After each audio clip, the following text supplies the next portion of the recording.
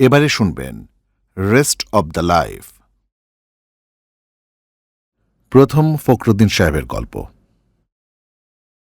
ফখরুদ্দিন সাহেব তার 3 ছেলেমেয়ের কাছে হোয়াটসঅ্যাপে খবর দিয়েছেন। তিনি সিদ্ধান্ত নিয়েছেন তাদের বনানীর 3তলা বাড়িটি জমিসহ বিক্রি করে দেবেন। তাদের একটি পারিবারিক গ্রুপ আছে, নাম ফ্যামিলি। সব মিলিয়ে 4 জন সেখানে। ফখরুদ্দিন সাহেবের স্ত্রী চলে গেছেন প্রায় 5 বছর হল। শিউলি এই ফ্যামিলি গ্রুপটি দেখে যেতে পারেননি। তার আগে তিনি এবং শিউলি এ বাড়িতে একাই ছিলেন। তিনি চলে গেছেন হঠাৎ করেই, কোনো কিছু না জানিয়েই। বুড়ো বয়সে শরীরের অবস্থা বিচারে তার স্ত্রীর স্বাস্থ্যই তার চেয়ে ভালো ছিল। কিন্তু কেন যে তিনি আগে চলে গেলেন তা ফখরুদ্দিন সাহেব এখনও ভেবে পান না। তাকে ছাড়া একা বোধ করেন। শিউলি চলে যাওয়ার সময় তার বয়স হয়েছিল 75। তারপর থেকে ফখরুদ্দিন সাহেব এ বাড়িতে একাই। একা বললে একটু ভুল হবে। তার সাথে বাড়ির লনের ওপারে 1তলা 2 ঘরের ছোট্ট বাড়িতে থাকে কামাল, তার বউ ও 2 মেয়ে। কামাল এই পরিবারের সাথে আছে প্রায় 20 বছর। আর আছে তার গাড়ি চালক হাসান। সে প্রতিদিন সকালে আসে আর সন্ধ্যায় তার বাড্ডার 4000 টাকার ভাড়া বাড়িতে চলে যায়। মাঝে মাঝে অনেক রাত অবধি থাকে, যদি ফখরুদ্দিন সাহেবকে কোনো দাওয়াতে নিয়ে যেতে হয়। ফ্যামিলি গ্রুপে তিনি শুধু বাড়ি বিক্রির ইচ্ছের কথা লেখেননি, লিখেছেন, I have decided to sell our entire property. Each will be divided into 4. I will deposit your shares in your bank accounts, and I will invest the rest of the money in an old home project where I also intend to spend the rest of my life. I am not expecting any consent from you. গ্রুপে লিখলে সাধারণত সঙ্গে সঙ্গে উত্তর আসে। এবার প্রায় 2 দিন হয়ে গেল, কেউ লিখছে না। শাওন, শৈলী, শান্ত কেউ না। সাধারণত মেয়ে দুজনই আগে উত্তর লেখে। শান্ত একটু দেরি করে উত্তর দেয়। তার মন অশান্ত হয়ে যাওয়ার কথা, হচ্ছে না। তিনি জানেন তারা কেন উত্তর দিচ্ছে না। ফখরুদ্দিন সাহেব বাড়ির চিলেকোঠার দরজার সামনে চেয়ার নিয়ে বসে বিকেল দেখছেন। এমন অনেক বিকেল তিনি দেখেছেন শিউলির সাথে বসে, একসাথে। মাঝে মাঝে শাওন, শৈলী, শান্ত থাকত, সে অনেক আগের কথা। বাড়িটি তৈরি করেছিলেন প্রায় 40 বছর আগে। সদ্য বিয়ে করেছেন। কয়েক বছর ধরে সামান্য ব্যবসা শুরু করে কিছু লাভের মুখ দেখেছেন। বিয়ের আগে আগে জমিটি কিনেছিলেন। 1-2 করে 3 তলা পর্যন্ত বানিয়েছিলেন। সেও প্রায় 35 বছর হয়ে গেল। শাওন, শৈলী, শান্তর জন্মও হয়েছে এ বাড়িতেই। তারা বড় হয়েছে এখানেই।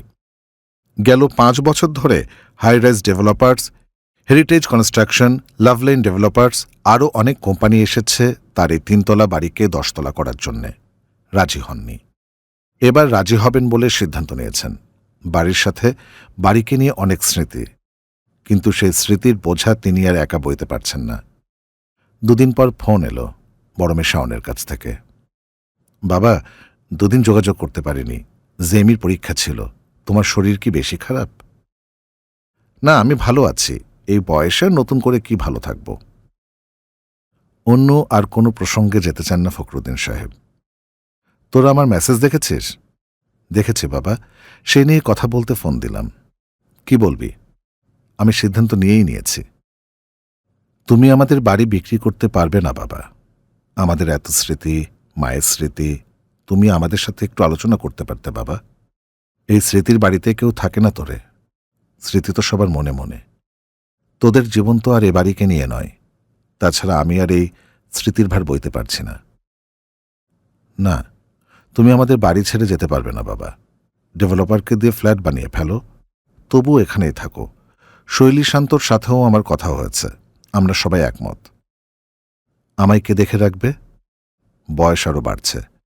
ওল্ড হোমে গেলে অনেক সঙ্গী সাথী পাব। কেন? কামাল ভাই তো তোমায় দেখছেই। এবারে না থাকলে সে তার পরিবার নিয়ে কোথায় যাবে? ওর সাথে কথা হয়েছে, ওরা গ্রামে চলে যাবে। ওদের কিছু অর্থ দেব বলে কথা দিয়েছি। সেখানে গিয়ে দোকান করবে। না বাবা, তাও তুমি ওল্ড হোমে যেতে পারবে না বাবা। কেন? অসুবিধা কি? আমি তো ভালো থাকব, অনেক বন্ধুবান্ধব হবে, একসাথে থাকব। মানুষ কি বলবে, সমাজ কি বলবে? এতগুলো ছেলে মেয়ে থাকতে বাবাকে ওল্ড হোমে গিয়ে থাকতে হয়। দ্বিতীয় ফখরুদ্দিন সাহেবের গল্প। ধীরে ধীরে জ্ঞান ফিরেছে ফখরুদ্দিন সাহেবের। কয়েকদিন পর শুয়ে আছেন একটি শক্ত বিছানায়, জানালার পাশে। অনেক বড় ঘর, আশেপাশে বেশ অনেক মানুষ শুয়ে আছেন বলে মনে হচ্ছে। চোখ মেলতেই বিকেলের আলোর কমনীয়তা মন আচ্ছন্ন করে। কিছুটা ভাবতে পারেন, সবটা নয়। মনে করার চেষ্টা করেন তিনি কোথায়, বুঝতে পারেন না। নিস্তেজ রোদ আস্তে আস্তে গাঢ়ত্বের পানে ছুটে চলেছে। কিছুক্ষণেই অন্ধকার অন্ধ হবে। আবারও মনে করার চেষ্টা করেন। এই শক্ত বিছানায় শোয়ার আগে কোথায় যেন ছিলেন তিনি। হয়তো ছিলেন না, কোথাওই না। নিশ্চয়ই ছিলেন। না হলে এ বিছানায় এলেন কোথা থেকে? আগে নিশ্চয়ই একটা পরিচয় ছিল। ফখরুদ্দিন সাহেব কি তার নিজের নাম মনে করতে পারছেন? হ্যাঁ, তা বোধহয় পারছেন। তিনি ফখরুদ্দিন আহমেদ। প্রকৌশল বিশ্ববিদ্যালয়ে পড়াতেন তিনি। অনেক ছাত্রছাত্রী, স্ত্রী অনুভা, ছেলে অনয়, মেয়ে তাসনুভা, ছেলের বউ শ্রাবণী, আরও অনেক কথা মনে পড়েও পড়ছে না। অজ্ঞান হয়ে পড়েছিলেন। জ্ঞান একবার ফিরেছিল, আশেপাশে তাকিয়েও ছিলেন। দুর্গন্ধ। মনে হয়েছিল একটি নর্দমার পাশে। মুখ ফেরানোর চেষ্টা করেছিলেন, শক্তি ছিল না। নর্দমা নয়, খাদ। পানি নেই, তবে কিছু একটা মোড়ে পড়ে আছে। ইঁদুর বোধ হয়। গন্ধ তেমনই। আবার নিজের গায়ের গন্ধ হতে পারে। অসুস্থ ছিলেন, ডাক্তারের কাছে যাচ্ছিলেন। গাড়িতে অনয় ও শ্রাবণী ছিল। অনয় চালাচ্ছিল। গাড়িতে বসে জ্ঞান হারিয়েছিলেন। তারপর আর মনে নেই। একটি মেয়ে বিছানার পাশে এসে দাঁড়ায়। চোখ ঘুরিয়ে দেখার চেষ্টা করেন। চোখে প্রচণ্ড ব্যথা। মেয়েটি মনে হয় নার্স। গলায় স্টেথোস্কোপ ঝোলানো। চোখে একটি চশমাও আছে। আমি কি হাসপাতালে? অতি ক্ষীণ কণ্ঠে জানতে চান তিনি।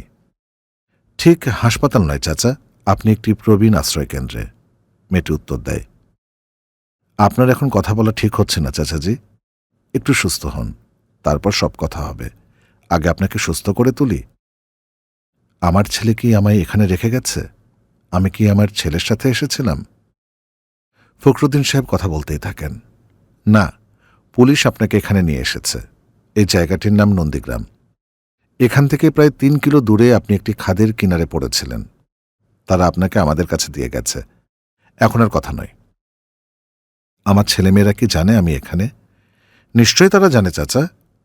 এখন একেবারে আর কোনো কথা নয়। মেয়েটি অন্যদিকে তাকায়। সে জানে এই মানুষটির ছেলেমেয়েরা জানেন না তাদের বাবা কোথায়। তারাই তাকে রাস্তায় ফেলে রেখে গেছেন। এমন অনেক বাবা মা এই আশ্রয়কেন্দ্রে আছেন যারা সন্তানদের দ্বারা পথে নিক্ষেপিত হয়েছেন। অনেক দেখেছে মেয়েটি। তারপরও তার চোখে জল আসে। বলে, আপনার প্রেশারটা মাপতে হবে। হাত দেখি চাচা। তৃতীয় ফখরুদ্দিন সাহেবের গল্প। 2066। ফখরুদ্দিন সাহেব ববিকে আনপ্লাগ করে ঘুম পাড়িয়ে রেখেছেন। মুখ দিয়ে উচ্চারণ করলেই হয়ে যায়, ববি ঘুমাও। বললেই সে ঘুমিয়ে যায়। আসলে আনপ্লাগড হয়ে যায়। ওকে অবশ্য চার্জ দেয়া লাগে না। সে যখন জেগে থাকে তখন নিজে নিজেই চার্জ নিয়ে নেয়। ফখরুদ্দিন সাহেবের একটু পানির প্রয়োজন। বিছানা ছেড়ে উঠতে ইচ্ছে করছে না। ভাবলেন ববিকে ডাকবেন কিনা। না থাক, বেচারা ঘুমাক। নিজেও ঘুমানোর চেষ্টা করেছেন, হয়নি। ববিকে ডেকে তুললে সে হয়তো তাকে আবার ঘুম পাড়িয়ে দিতে পারত। তার মস্তিষ্কে কিছু ফিলামেন্ট পুঁতে দেয়া আছে, যা ববির মস্তিষ্কের সঙ্গে ইথারে সংযুক্ত। ববি তাকে কিছু চিন্তা করতে বললেই তিনি তা নিয়ে চিন্তা করতে পারেন। 102 বছর বয়সেও তার স্মৃতি ওই ফিলামেন্ট এবং ববির কারণে অটুট রয়েছে। ববি ছাড়াও যে তিনি চিন্তা করতে পারেন না তা নয়, বেশিরভাগ চিন্তাই তিনি নিজে করেন। কিছুক্ষণ পরই ফজরের নামাজ। ভাবলেন ততক্ষণ জেগেই থাকবেন, তারপর ঘুমোবেন। ঘুম থেকে জাগলে পর ববিকে ডাকবেন। এখন সবাই নামাজ পড়ে মনে মনে। সাগরের এই তলে সূর্য দেখার উপায় নেই। আজানও কোথাও হয় না। ববি নামাজের সময় জানিয়ে দেয়। অবশ্য সময় বুঝে নেওয়া তার অভ্যাস হয়ে গেছে। যদিও ববির শরীর ও মনে কোনো ক্লান্তি নেই, তারপরও তাকে তিনি ঘুম পাড়িয়ে রাখেন। সবসময় ওর কণ্ঠ শুনতে ভালো লাগে না। বড্ড বেশি কথা বলে, প্রায় অনেক অপ্রয়োজনীয় কথা বলে। ববি প্রায় 15 বছর ধরে ফখরুদ্দিন সাহেবের সাথে আছে। প্রথমে ওরা যখন ববিকে পাঠায়, তার চেহারা ও গায়ের রং নীরার মতো করে দিয়েছিল। নীরার আদলে ববিকে দেখেই ফখরুদ্দিন সাহেব ডক্টর সৌমেন চৌধুরীর হলোগ্রামকে বলেছিলেন, এমন দেখতে সাহায্যকারী তিনি চান না। ববির মতোই হোক।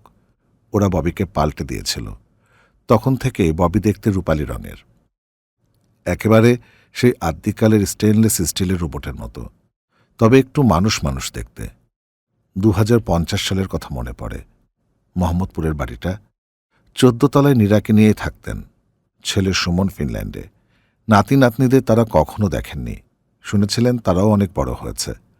তখন মাঝে মাঝে সুমন হলোগ্রামে আসত। তার স্ত্রী ইনারিও সাথে কথা হয়েছে কয়েকবার। ওরা ভালো আছে জেনে নীরা খুশি ছিল। ফখরুদ্দিন সাহেবও আনন্দিত। মাটি যখন কেঁপে উঠল, তিনি তখন হাঁটা শেষ করে পার্কের বেঞ্চে বসে আছেন। বুঝলেন ভূমিকম্প হচ্ছে, ভীষণ কম্পন। একদিকে টলে পড়ে গিয়ে কিছুক্ষণ গড়াগড়ি খেলেন তিনি। জ্ঞান ফিরলে দেখলেন প্রকাণ্ড এক ধ্বংসস্তূপ। বাড়িঘর উপড়ে গেছে, গাছপালা, ল্যাম্পপোস্ট লণ্ডভণ্ড, চারধারে আগুন। কোথায় যাবেন, কি করবেন বুঝতে পারেননি। চারপাশে গর্ত। এক চিলতে মাটির ওপর শুয়েছিলেন। সেখানেই বসে থাকলেন। সেলফোন কাজ করছে না। নীরার কাছেও ফোন করা যাচ্ছে না। তাদের বাড়ি কাছে, কিন্তু সেখানে যাওয়ার সম্ভব নয়।